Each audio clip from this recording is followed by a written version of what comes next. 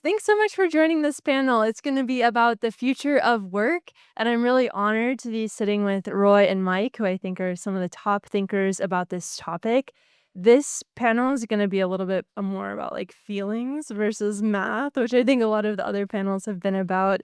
But it really is going to be about what work actually feels like, for a 22-year-old that's just graduating college, for a 45-year-old that might be mid-career, and then for retirees. And Mike and Roy need no introduction, but Roy is the head of Bloomberg Beta, a VC that invests in the future of work, labor power, and AI. Would that be an accurate? Yep. Okay. And then Mike is the CEO of Omidyar Network, a digital revolution company towards shared prosperity and responsible tech. I wrote these on the plane, so sorry. And I'm Kyla Scanlon. I'm an economic commentator. I wrote a book called In This Economy. And I'm really, excited to be here with you all today. We're going to talk for probably half an hour and then open it up for questions. But I want to start by addressing a question to the both of you. So you've both been thinking a lot about work and AI for a long time. So what does work actually feel like in the year of 2030? I think it feels super precarious, right? In terms of, and particularly for the younger generation, where you're starting to see and it's not clear, by the way, that, so you asked about work and not AI specifically. It's not altogether clear what is leading to the slowdown in entry-level hiring. It could well be tariffs and the uncertainty around investing and the uncertainty around adding to payroll and that sort of thing. But I think it's a very precarious time, right? The rate of movement of people for jobs, from jobs, is super low right now, right? Is almost at an all-time low in terms of job mobility compared to, like, what was it, 2021, the summer, right post-COVID, like everybody was moving jobs and that sort of thing. That's entirely tamped down. So everyone's staying put, hunkering down, waiting for their thing. And I think there's some anxiety, particularly for younger folks coming out into the marketplace, where, they are reading about those entry level ladder pieces going away. Like we can, and by the way, right, DeepSeek can do, what a McKinsey consulting team would have had 6 weeks and 3 people doing, and it can do it in 12 minutes. And so they're not wrong to be anxious about that, but sort of certainly, particularly for the recently college educated, I think there is a real sort of uptick. So I think work feels anxious. People are trying to stay in the role they have. They're not trying to move. They're just trying to kind of hunker down and kind of figure out where this is all going. It would be my read on where things are. Yeah, Not at Omidyar Network. Work at Omidyar Network is outstanding, as Tui can tell you. by the way, I think though that's kind of the whole thing, which is Yeah. what work looks like for different groups of people will be wildly different. So I'm going to sidestep if you're out of work or you can't afford to make ends meet for a second, because those macro questions are obviously essential. But just say for people who are making money, and can afford to make ends meet, we have this mental model of work, as like you pick something to do, you do it for a while, maybe you do it for your whole career and then you switch, or maybe you do it and every 3 or 4 years you switch. But the switches are these transitional temporary moments where maybe you like cobble together a few projects or something like that. But the emphasis might just be reversed. The transitional part might be the ongoing state, and the moments of stability might feel temporary, and that's what the precarity might be like. Second feeling is, well, this starts with a fact, not a feeling. How many people here are or have been managers of other people? And so, okay, great. Lots of folks. For the others, you've been managed, presumably, so you have some sense of this. And if you remember the feelings you had when you first became a manager, for me, it was like, wow, this is really empowering. I can now ask people to do things. Oh, it's really lonely because now I have people looking to me and I spend more of my time looking to them than to my teammates and peers. It's just a hodgepodge of feelings. I think a lot of, for again, employed people, managing teams of AIs may feel very similar to managing people, for better and for worse. Could you say more about that? Like, what does it look like to manage an AI? Yeah, it's, like so we're investors in Replit. When I ask Replit to build something and it goes off for 10 minutes and does it, or goes off for an hour and does it, or eventually goes off for 2 days and does it, it's kind of on some level not that different from, I mean, it is different in many ways, but I'm just trying to point out that it has some rhyming similarities with asking people to do it. One of the things that we think about with the experience of work and AI is which tasks can an AI do? Which of the things that I couldn't do before can the AI do? Which of the things that I had to do before that I want the AI to do? And delegating, figuring out how to kind of bisect your work into these delegatable nuggets is a hard manager task. Like you can separate out some things. Please write me this research report, McKinsey or deep research, and other things you can't separate. If I'm an Uber driver, I don't know how you separate out a task for the AI to do versus just have a Waymo handle everything, including the driving and the booking of the app and all that stuff. And so there's a lot of cognitive kind of work and blocking sometimes that just goes into figuring out what can I parse off. Or does the replit ask for a promotion and a title and a better title? Only a matter of time, but it does ask you for more money relatively regularly, which is why they're doing so well. So Yeah, it's interesting because what both of you have answered, the question that you've answered it as is, you're saying that it's very transitional. Like it's going to be, instead of working for one company for 40 years, you're going to have like 7 different jobs. And you're saying for the managerial class, it's going to be like, oh, everything becomes very segmented. And that sounds transitional too. And so a lot of the solutions towards potential AI displacement for workers, the transitional aspect, the compositional aspect is reskilling. But Mike, you've said that if we reskill people and that's all we do, we're toast. So could you explain the toast aspect of reskilling? Yeah, look, the reskilling stuff is, I don't want to sleep on the reskilling. It's going to be super important. There's going to be a lot of people who are going to need to be trained for new job. And again, every technology creates new job, right? Video game developer was not a thing before 1976, right? And that sort of thing. So we will create new jobs and that sort of thing. So I don't want to, minimize that. And there's going to be a lot of displacement and a lot of reskilling made. Now, one reason we're toast is we've never shown that we can do this well in this country, right? And so the China shock is, case A, B, C, and D in terms of how badly we've done it. It's fragmented. There's lack of demand signals in the system, and there's any number of our philanthropic peers who have been working on this for literally forever and still haven't kind of cracked the code, as well as states and that sort of thing. And by the way, there are huge initiatives underway. The National Governors Association, led by Wes Moore and Kevin Stitt from Oklahoma, have a whole big initiative in terms of like what's the structure we need to put in place with community colleges and retraining and reskilling.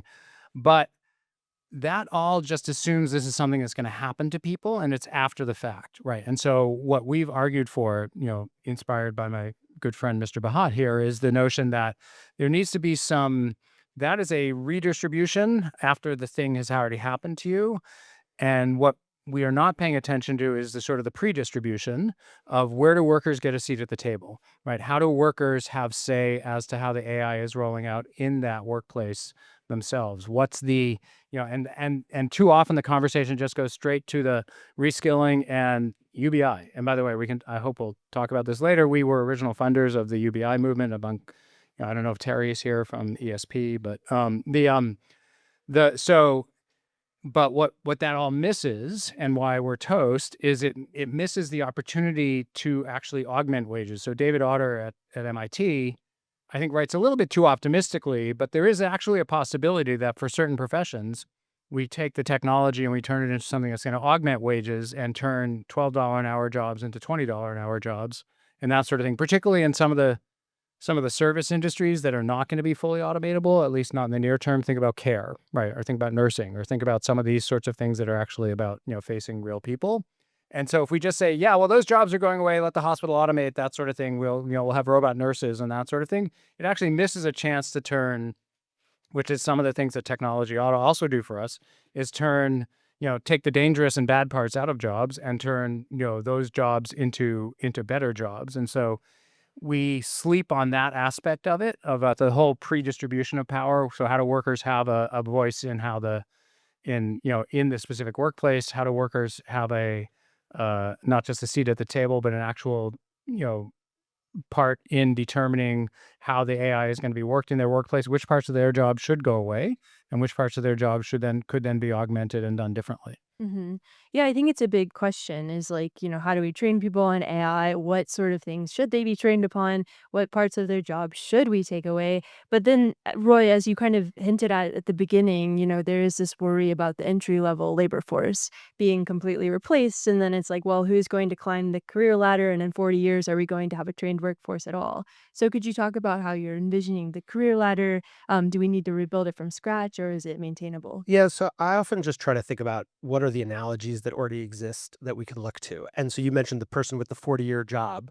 Yeah, my read of the data is that that was actually primarily a phenomenon for for middle class and above white men historically. And so it's sort of like it'll look the way it looked for lots of other people the entire time. And if you look back even more historically, the whole notion of employment, which is to say I finish my education and then there's a standing set of institutions ready to put money in my bank account and hire me, is a relatively recent phenomenon.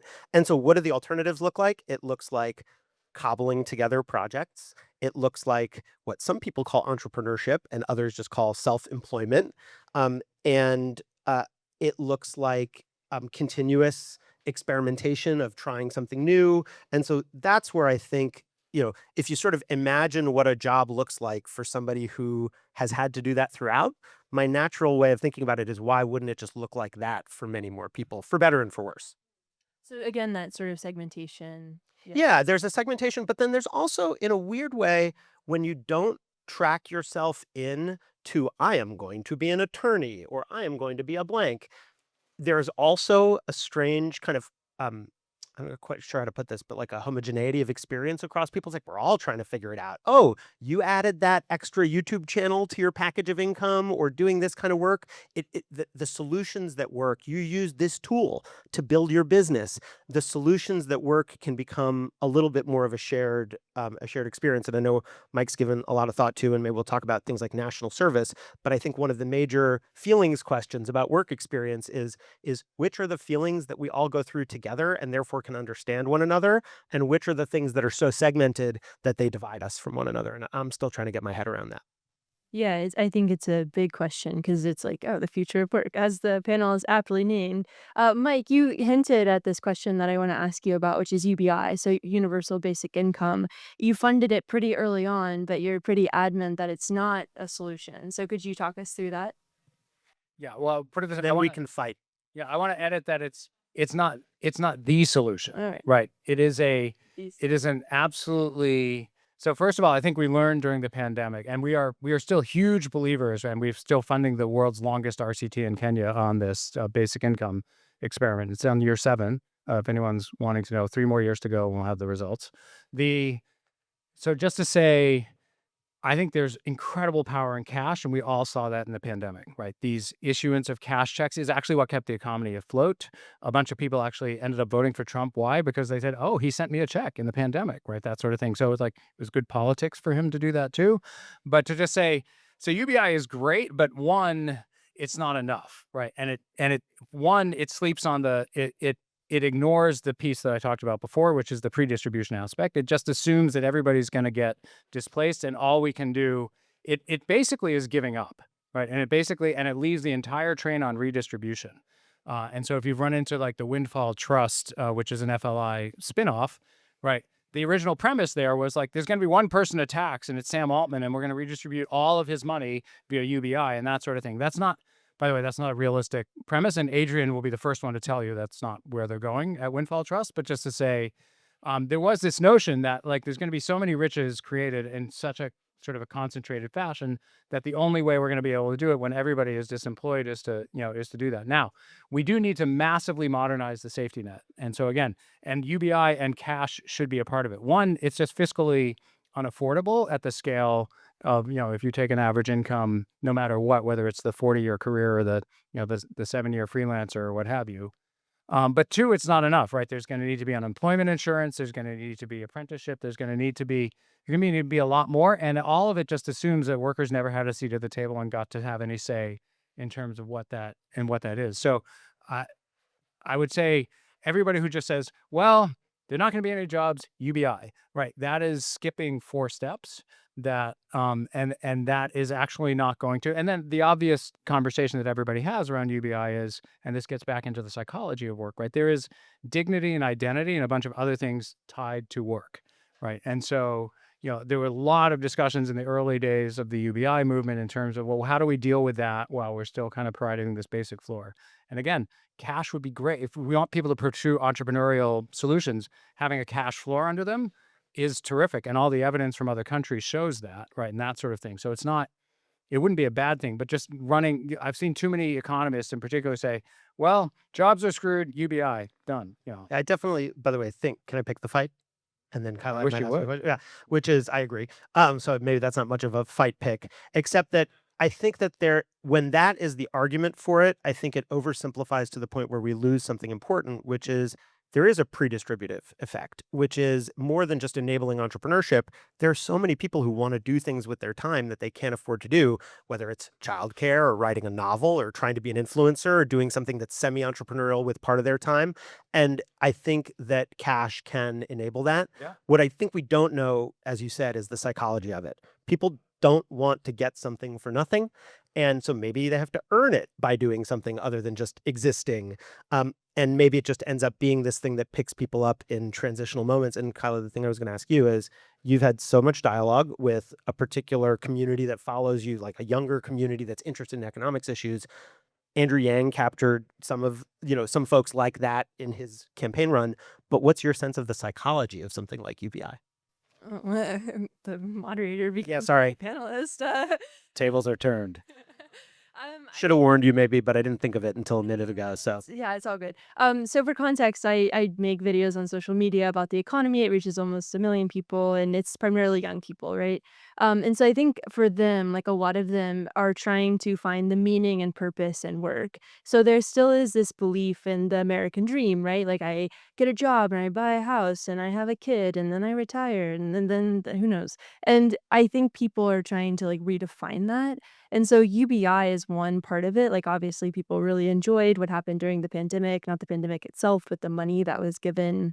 And I think people feel like just because things have gotten so expensive, there is some need for some floor in terms of payment, and especially in regards to wealth inequality. So I think it's an interesting idea, but the UBI conversation runs in circles forever because it's like, should it be a flat fee? Who knows?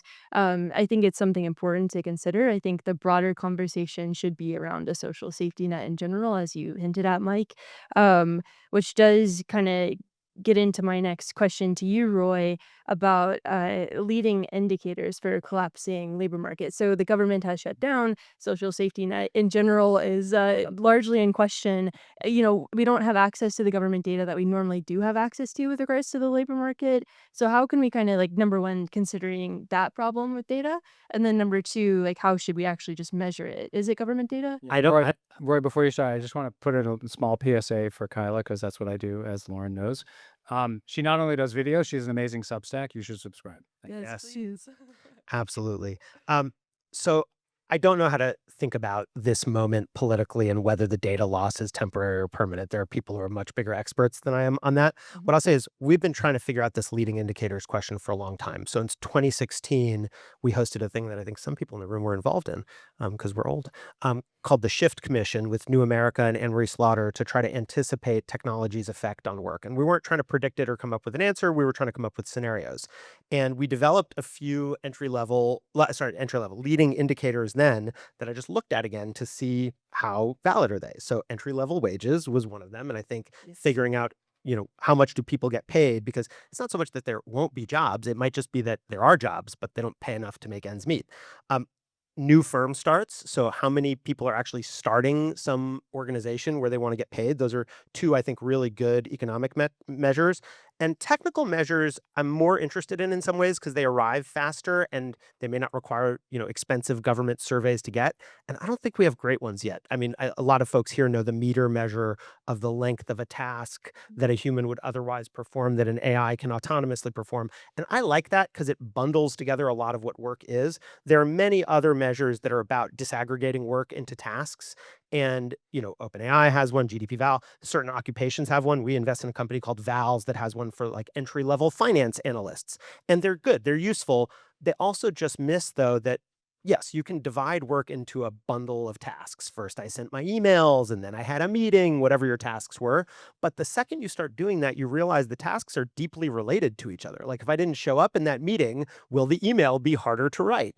And so we really just don't know. Similar to delegating something to an employee that you hired, even if AI can do tasks 1, 7, 9, 11, and 14B, what does that mean in terms of how the actual organization fits together? So those are, and longer term, I think we care about things like what percentage of the population participates in the labor force and what is the share of all income that comes from labor as opposed to capital. But those are much more, and productivity, obviously, but those are slower moving, longer term metrics. Yeah. The other thing I would just add, even though the question wasn't directed at me, is leaving aside the leading indicators, the indicator that I'm most worried about is actually when we hit an actual recession, because that's typically when technology gets substituted for work at a much faster pace than it does in kind of normal operations. And so I think there's a set of indicators you want to look for now, but then the real thing is like, what's the data when, if and when we do trip into recession? That's usually the point at which those, what we've seen in the past recessions all in this century is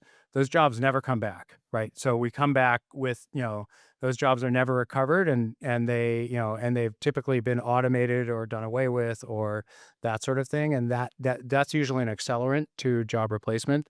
And that's what that's what I think we all need to be ready to look out for. Can I riff on that for a second? So I totally agree with that. In fact, I think of all the policy responses to I think that lens is the most missing. So if you think about, policy frameworks about AI and regulation, many of us here talk about all of this.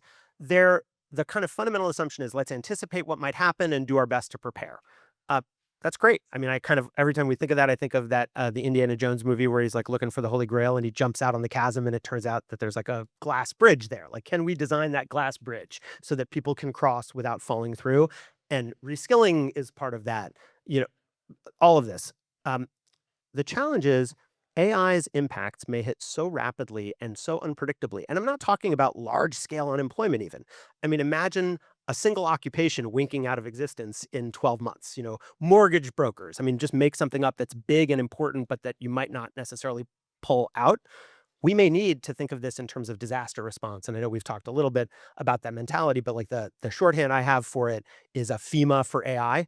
What would it look like to prepare for the fact that something unpredictable and weird is going to happen, have the resources, teams, organizations ready, and then swarm? Because we do, to some degree as a society, know how to do that. Yeah. And I think a good illustration of that is if you think about administrative assistants, right? We actually, in the period, if you date the China shock to basically 99, 2000, we actually lost more administrative assistants than we lost manufacturing jobs in the same period. But they lost two at a time, company by company. They were not geographically concentrated in Pittsburgh or in Ohio or in Wisconsin. They were all over the economy. And so, Molly Kinder at Brookings has some good research coming out about the same. There's an apocryphal story told about, oh, well, we got ATMs, but we still hired more bank tellers. Actually, the evidence is quite stunning. Up through 2008, we did have more bank tellers. Mobile banking comes in about 2008, 2010, through the floor. Right. And so now I'm sad again. Yeah, there are. So just to say, I think your point about entire, tasks being, taken out will happen. But I think what's going to happen and what's going to make it tricky is it's not going to be geographically concentrated, right? Because lawyers are in every city. Look, you drive into any town, there's a billboard full of lawyers trying to sell you accident, tort, services. But like, it's going to be distributed, and it's not going to be, I think one of the things about the manufacturing shock is it was relatively geographically concentrated, right? And this is going to be, a couple of people in every state, in every city across the country. And one of the things, Mike, that you've proposed or talked about at least is sort of like a civil corps or a Teach for AI to kind of address this geographic problem that we're facing with the job displacement. So could you talk about that idea? Yeah, I'm not sure I proposed it, but Sorry. I've been in conversations with people from the national service community who are trying to figure out where does the national service movement go at this moment, because national service for its own sake, I'll stay away from talking about the National Guard, but national service for its own sake doesn't have the same momentum as it had, say, during the Clinton years, right? And that set of things. And so one of the things some of the leaders in that community are starting to think about is, could national service fill the gap if there are no entry-level jobs? How could you use national service as a way to get those initial skills that you would have gotten in a law firm, in the postal service, in whatever employer you were going on? And by the way, those jobs don't necessarily have to be picking up trash, which is what the National Guard is doing in Washington. It could be tech and AI related tasks, right? It could be coding data sets. It could be doing a bunch of things that are actually in the public interest and that sort of thing. So are there ways to use national service that's not about civilian conservation corps, but a digital sort of conservation corps that would be building the skills, the familiarity, the toolkits for people to be then, and then maybe they go work for Procter & Gamble, or maybe they start their own business, per Roy's kind of entrepreneurial comment. Yeah, and Roy, to this point, you've talked about universal basic LLCs that people are going to turn to entrepreneurship during this time of displacement and transition. So could you talk about that idea? Yeah, I mean, just the idea is that, well, how many of you here have started an organization, a business or a nonprofit or something like that? It's a pain in the ass. Even though it has gotten a lot easier with time, it is still really hard. And imagine if every high school senior graduated with an entity that had a bank account into which they could collect money. It might make it a lot easier for them to start doing these things. There's a high school that I have a lot of time for that's a normal public high school. It's not even a charter, in Fresno, called the Patino School for Entrepreneurship. And I think of it as a school for self-employment. And those kids, by the time they're seniors, they're like doing businesses. I mean, things that could feed their families and enrich their communities. And so I think we ought to explore more of that, just because I fully agree, UBI is not, there is no panacea. And so as part of the package of solutions, more encouragement for people to work at the only job from which you can't get fired. And I just want to be clear, as a VC, I'm not saying they should start like VC-backed businesses. VC is a weird edge case in all of entrepreneurship. I'm just saying they should work for themselves and be able to feed themselves and their families. What do you think about that, Mike? We're unfortunately, I'm not going to get a disagreement here. Sorry. I think again, like, I think too many, so I've done a lot of work on entrepreneurship and what creates entrepreneurial ecosystems, that sort of thing. Not everybody wants to be an entrepreneur, right? So you have necessity entrepreneurs who, particularly in emerging markets, they're entrepreneurs because there's no formal employment to be had. And there are opportunity entrepreneurs who actually are pursuing something that's real. So I think if it's part of a menu of options, it's great, right? Which is to say, not everyone's going to want to be an entrepreneur. They're not going to be cut out to it. Now, there could be other supports like UBI, which would put a floor in place, that would make it possible. Like, or, if you get not just the baby bonds that Derek Hamilton is promoting, but you get a baby bond and a baby company, or whatever the right thing is, that, you in addition to that account of the baby bond, you can use that money from the baby bond to start a company or that sort of thing. I think there's more supports we could in place for that. I would just say, I wouldn't put it forth as the universal sort of thing. There's some people for whom, for whatever reason, they're either just, that's not their thing. They want more stability. They, that kind of thing. But I think we don't do enough. We have this note, and I bet there's a ton of entrepreneurs in here, but we have this notion of like, pull yourself up by your bootstraps and like whatever, kind of thing. And we don't, for a country that loves and lionizes entrepreneurship, we sure don't put the supports in place, for it terribly well, compared to a country like Sweden, which at least like built broadband out for everybody. So it's not why does Spotify come from Sweden? Now you know why, right? That thing. Well, only that some of it also depends on how broadly we define entrepreneurship. Is the solo freelancer an entrepreneur? If you include that person, then it may become, and also people do this by example. I mean, I didn't start starting companies until my late 20s, early 30s. And a lot of it was just being here and being around people. And my dad had his own little firm, but I just didn't think of it. So some of it may, the social nature of what we count as entrepreneurship and who wants to do it may shift. Last thing I'd say is we have an assumption that working for yourself is lonely.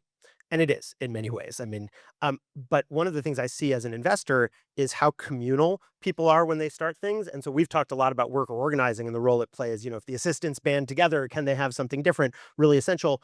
And I think the more people who stop seeing working for yourself. I won't use the word entrepreneurship as like, well, if you do the real thing, you get a job, but if you fail and drop off or you're just crazy, you go work for yourself. The more people see it as a common standard thing to do, the more they're likely to organize around it and support each other. And so there's, in addition to the government supports, I think there's a communal set of supports that kick in as well. The other thing you need to solve in that is retirement. Right? Yes. Because for the most part, the dominant retirement paradigm is you go to work on someone's payroll, you pay into Social Security, they match it, that sort of thing. So that's back to say, if we were serious about this, we would address these with different policy solutions also. No, as somebody who runs a small business, it's quite so painful. I love paying double taxes. It's great. But I think the point about the recession was really interesting because AI has really come of age during an absolute boom time. Like there's so much money being spent. It seems like the sky is really bright and the sun is out and it's wonderful. But I kind of want to pull in the thread of like if a recession or if an economic downturn happens. Like you've talked about FEMA for AI. Like what are the things that we need to watch for? And then like if a recession does happen, hopefully not, like how can we better respond to it? Yeah, I think it's worth figuring out which are the institutions we want to invest in so they can be ready in the event that that happens. And so something I think about there is occupations that are less macroeconomic dependent. So I spend a lot of time with the teachers union.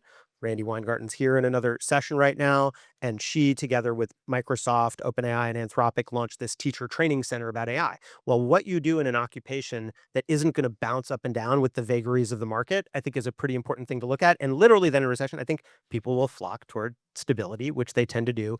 And I don't know that there's a new and interesting answer. It's like unemployment insurance, cash, helping people find job guarantees. I mean, the same thing happens when FEMA shows up at a hurricane. Some people, I mean, the hurricane version of that is some people got to stack sandbags, or actually, I don't know actually what you do in a hurricane because I've only been in Sandy in New York, but then we didn't have sandbags. But that kind of like, I guess it's just whenever we can use existing ways of doing things and not have AI be a special case of everything, let's try to use the existing ways of doing things. And here I think we maybe have one that works.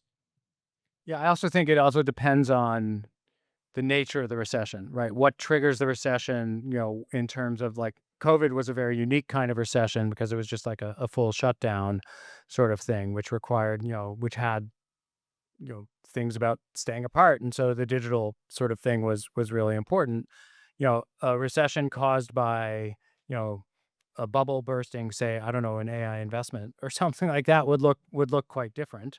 So the I know, and so I do think it's a little bit, or does it come from, you know, uh, you know, there's a lot of interplay right now between sort of the tariff push and like, is that going to actually bring manufacturing jobs back? I would argue that the first set of manufacturing jobs that will probably come back under tariffs will be manufacturing industrial robots, because most of the things that people are going to reshore are going to be built to be cost competitive by robots. 95% of industrial robots are made where? Germany, China, Japan, Korea.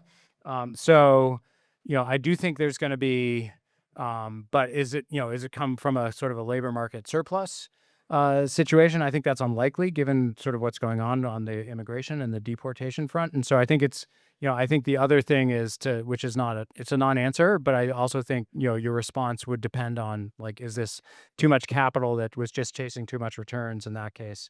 And therefore, no one's going to invest versus no, the investment, continues on, but no one's going to employ. Right. Yeah, no, I think that's definitely a big concern. And then I want to ask a bit about like the question that we opened up with, is like, what does a job look like in 2030? You said transitional, you said pretty segmented. And I think a lot of people have written about this, but like, what is the meaning and purpose of work right now? We have data. We have data, but We have some data. I mean, a little bit of data. When we did the Shift Commission, we also surveyed people on their attitudes toward work. And so this data is a little stale, but at least gives you something to think about, which is we asked people, what do you value from work? Do you value making more money, having your income be more stable, a bunch of things. Below $150,000 a year, everybody valued stability over earning more money. There's a huge difference between making $75,000 a year in a constant paycheck versus earning it all maybe in Q4. And economic measures like household income mask that. So that's one thing. But the second is we asked them, we define meaning as my work is important to me or some very general catch-all, and it really only ranked for people who made $150,000 a year or more because, I don't know, Maslow's hierarchy, like you got to eat first. And then the thing I'd say is meaning is something we continue to redefine. So for example, I'll guarantee 100% of the jobs are going to be automated. We just don't know when.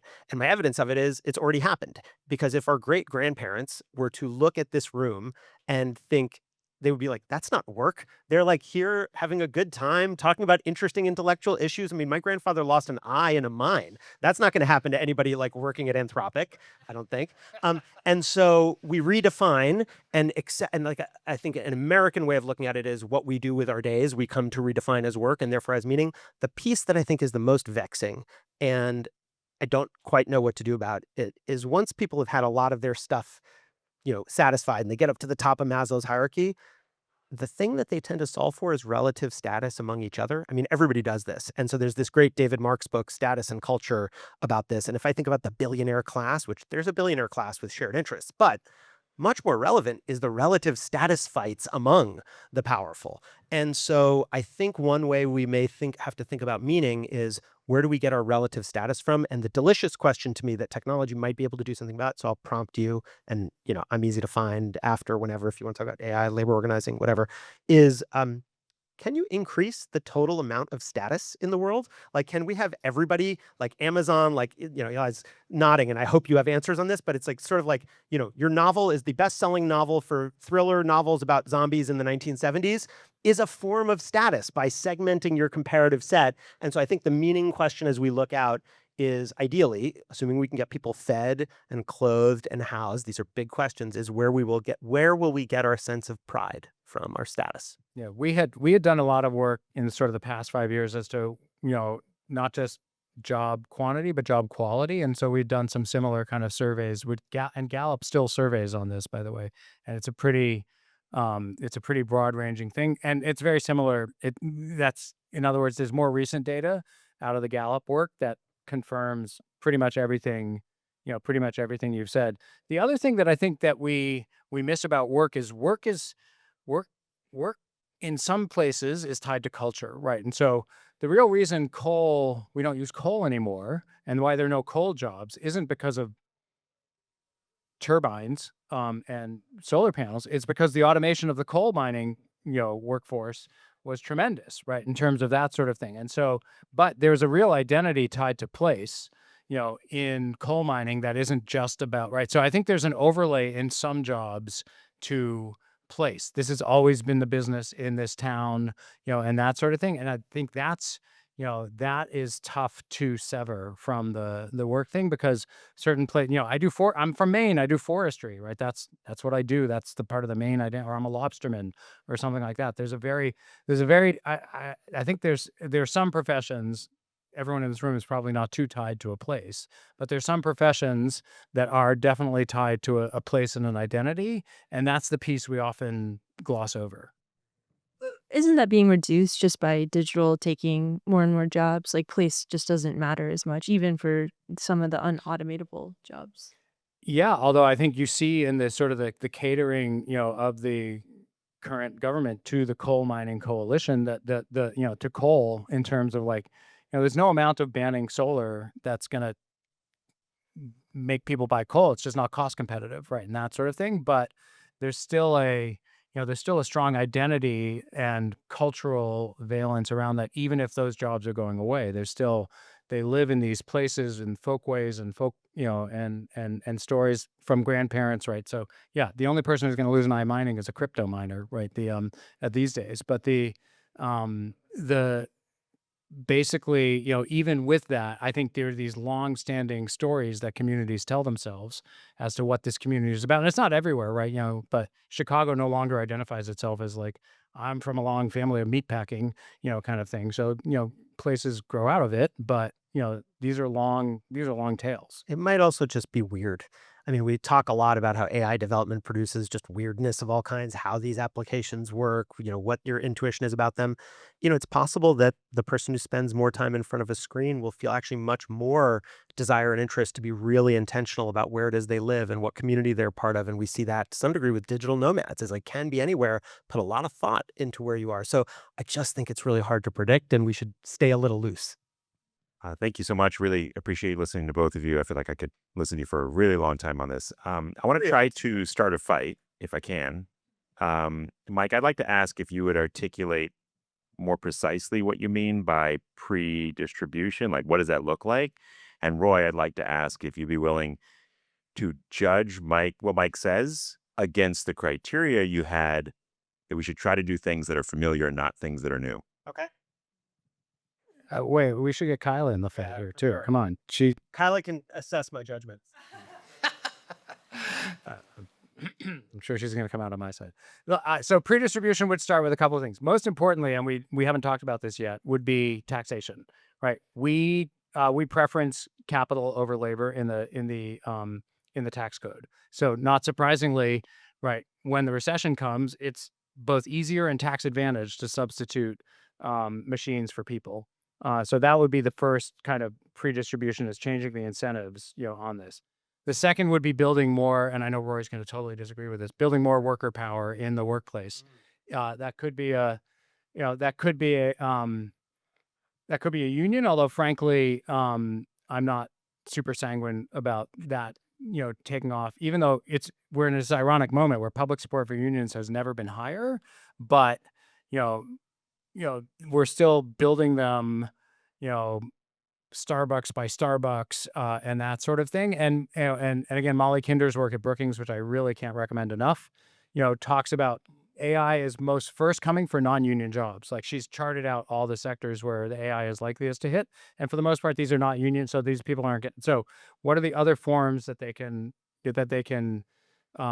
organize against? And we can talk about, a set of things like, I don't think we're going to end up with European works councils, but there's one thing we can borrow from Europe, which is quite interesting, which is this notion of sectoral bargaining, which they have here in California, that we help to fund the campaign for, which is where the state, sets, and by the way, one of the other things people really want out of work, in addition to security, is predictability on hours and that sort of thing. So that's the other thing that we found on the good jobs. Like, anyone who's got a job where their boss is saying, you can come in 2 hours this week and 27 hours the next week, that's killer, right? It's really horrible.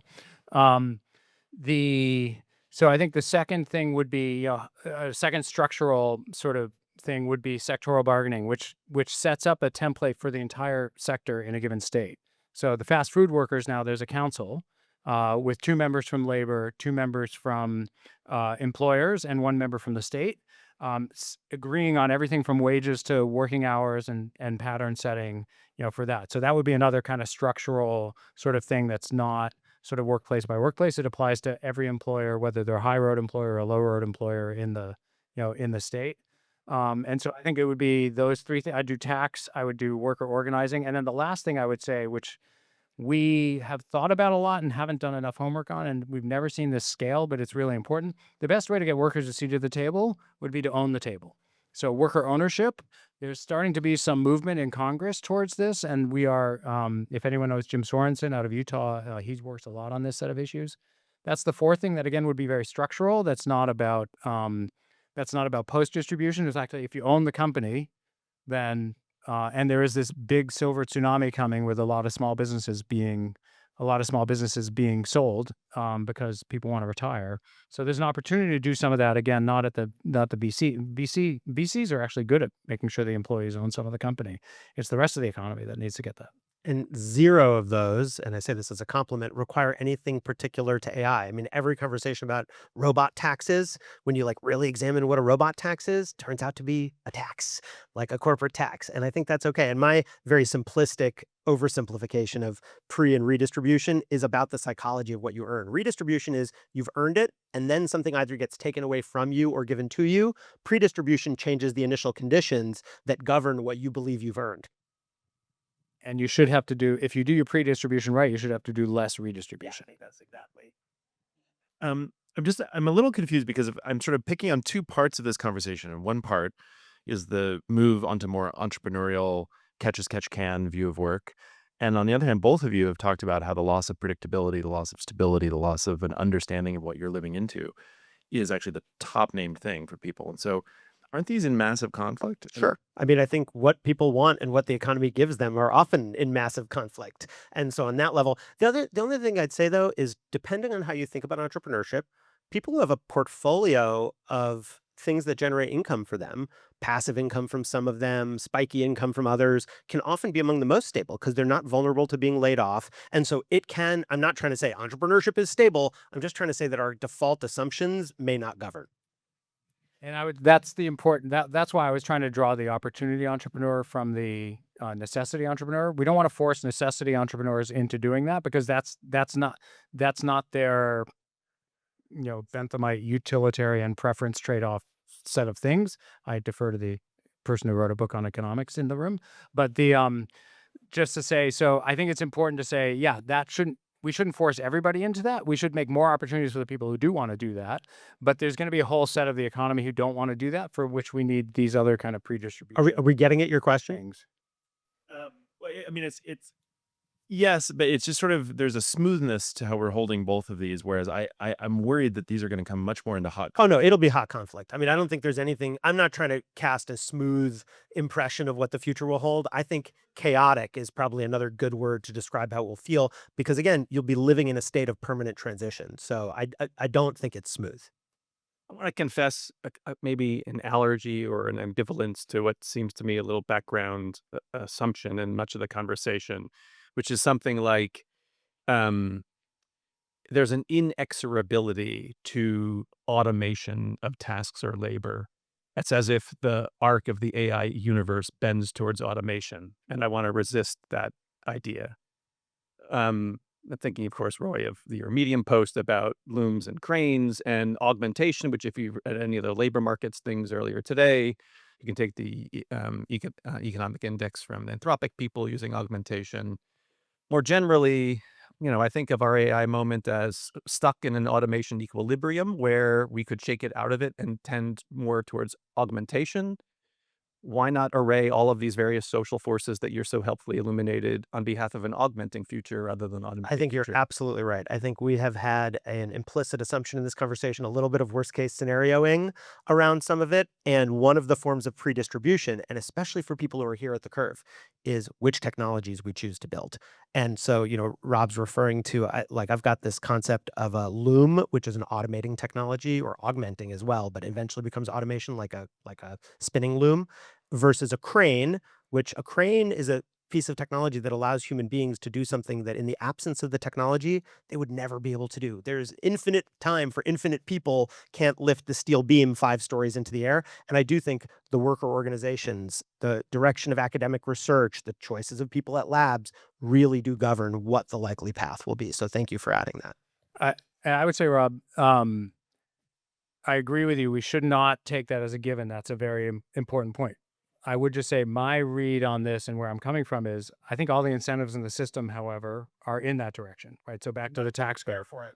Pardon? Might as well prepare for Yeah, it. the tax, right, until we change the tax code, this point about capital and labor, until we, in fact, I think the big, beautiful bill, permanentized a bunch of accelerated depreciation again for machines. So it's actually more profitable. So the incentives, if we want that future, we are sure not setting up the incentive structure around it. Hi, thank you both. 2 questions. One, forgive me, I'm a democracy person, not like a labor person. For you, Kelly. Thank sorry. you. What, Only I don't one. think we need to Only forgive one. democracy people. Democracy people are welcome here. Mike, thank you. So one is, it is not immediately obvious to me why AI leads us into a sort of entrepreneurial, much more fluid economy. And I'd love if you could just unpack for me a little bit more why that is the structure of the future economy. And then the second is a more specific question about like universal basic income versus universal basic capital. And if you've seen any, like the Alaska oil model, if there's any research around emotionally how people sit with that kind of redistribution. Thanks. Let me take the Alaska thing, because when we were Team UBI, we actually funded a survey of the voters of Alaska to ask them how they feel You're about. still on Team UBI. You're just not on Team only UBI. Yeah, exactly. Just to say, but just say we did a You want study. to add some more players to your team. And hilariously, the headline in the newspaper was Alaskans like their free money. And so, but that's not capital. That's just cash. It looks a lot like the cash that we gave out in the pandemic. It's not, you can use it for anything and you're entitled to it as an Alaska. You don't even have to be well, I'm sure now you have to be an American citizen to get the Alaskan money. But it was very broad-based sort of thing, but it wasn't universal basic capital. I do think the universal basic capital would actually tend more towards Roy's entrepreneurial direction, right? If you have an allocation of capital that you could, put into capitalize a business or capitalize something. All the evidence on how people use their cash, by the way, particularly from the Magnolia Mothers Trust. Terry, are you here? Is Terry? Yeah, exactly. We may call on you to illustrate ESP's findings. ESP's done a tremendous amount of work on this. Says that, people don't actually the actual uses of the cash when they get the cash is usually education, healthcare expenses, creating a little bit of slack, replacing a car that's 13 years old and that sort of thing. They spend it on basic necessities. They don't spend it on, for the most part, not spending a business, nor do they, by the way, blow it at the track or spend it on drinks, which is, the long time, canard that was given like, oh, we can't give people cash. We have to give them vouchers. They're going to blow it on cigarettes, right? They don't do that either, obviously. So I don't think there's been that much done in terms of what would capital look like? There's a little bit of like Derek Hamilton's baby bonds, a little bit of a, sort of here's a grant for you when you turn 18 and that sort of thing, seeded by the state, that sort of thing. But I'm not aware of anybody who's really kind of theorized this out. That's the second part of your question. You may need to repeat the first. The first part of the question was about why more entrepreneurship, and I'll just try to do real quick. When the fixed cost of starting something comes down, and I think AI tools definitely make it a lot less expensive to build your website, start taking money. And it's not just AI, it's AI and lots of software tools. Then in principle, you ought to see much more. And then the second piece is necessity. When larger organizations are in transition and don't know who to hire and how many, all that said, prediction, we're terrible as human beings at prediction. So I'm not going to sit here and say this is what will be, but I'll say this is something we can anticipate and should try to get our heads around because it might be different enough from the status quo that it's just worth trying to address. I also want to pull Kyla in here because I also think there's a sectoral question in terms of like, Kyla, you've written really eloquently about like healthcare is now the largest employer, right? And so I think there's going to be change in the sectoral composition of the economy, obviously, right? Healthcare has already been getting big and will get bigger still. And so, Kyla, maybe can you share some of the stuff that was in that Substack about 2 Substacks ago? Yes, I'll share very quickly because I know we're like right at time. But yeah, I mean, as I'm sure everybody knows, only jobs that are being added are in healthcare and social services. We have an aging population. By 2030, 1 in 5 Americans will be over the age of 65, and so the demands on the economy are primarily going to be in the form of healthcare. And so it's really going to change how we think about the economy. Like we've been very used to a dynamic economy, but when you have an aging population, it can't be that dynamic. So I feel like that answers like half of the question. Many entrepreneurs in their 70s want VC funding, though. We have a venture capital. Well, longevity, biotech, who knows what's going to happen? People could live to 150. Do we have time for one more question? Or I think we were just about out of time, but never that means our speakers will be available outside for office hours. Is that right? And that's right outside at the chairs. I mean, now we have to say yes. Thank you, everybody. Thank you so much.